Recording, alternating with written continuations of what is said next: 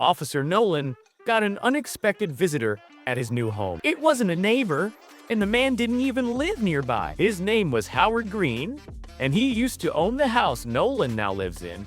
Howard showed up thinking his ex-wife was still there. Her name was Barbara, and years ago, she had kicked him out after giving him an ultimatum: choose his family or drug.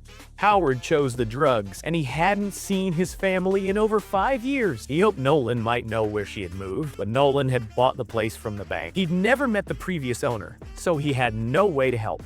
Howard, however, was desperate. He was dying from brain cancer and wanted to see his family one last time before it was too late. He poured his heart out to Nolan, explaining why he was so determined now.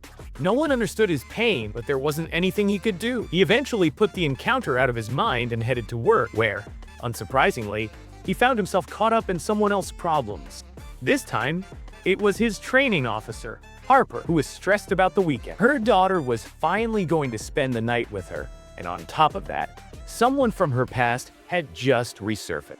Back when Harper was working undercover, she teamed up with a woman named Eva Rui. Over time, they got close and developed a sort of friendship. Harper had initially connected with Eva to get an introduction to some major drug dealers, but when Harper left undercover work, she let the friendship fade. Still, part of her worried about Eva, especially when she heard Eva had been badly beaten. Harper told her captain she wouldn't reach out, but then did exactly that.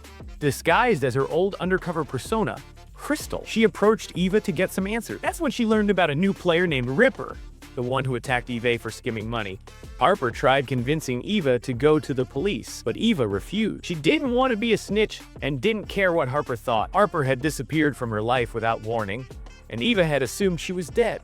She preferred to keep thinking that, believing her friend had abandoned her. Still, Harper wanted to investigate the attack. She talked it over with Nolan, who thought she might be sabotaging herself but still had her back.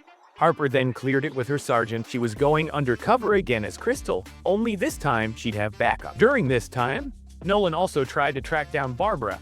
His own father had walked out when he was 10, and he never fully got over it. Now, he felt Howard deserved the chance to give his family some closure. But finding Barbara wasn't easy. Her social security number hadn't been used in years, and there was no way to reach her. Nolan was starting to think something was off when Howard suddenly broke into his house. He had a knife and hinted that Barbara might be afraid of him. That made it clear she might have vanished to hide from Howard. Nolan ended up arresting him for the break-in, likely the only way to help keep Barbara safe. Nolan also had Harper's back on the job, pulling her out of a tight situation. That made Harper realize it was time to leave her old life behind and focus on her daughter. Getting joint custody was her top priority, and she couldn't let the pull of undercover work distract her. Meanwhile, Nolan's friends were dealing with their own situations.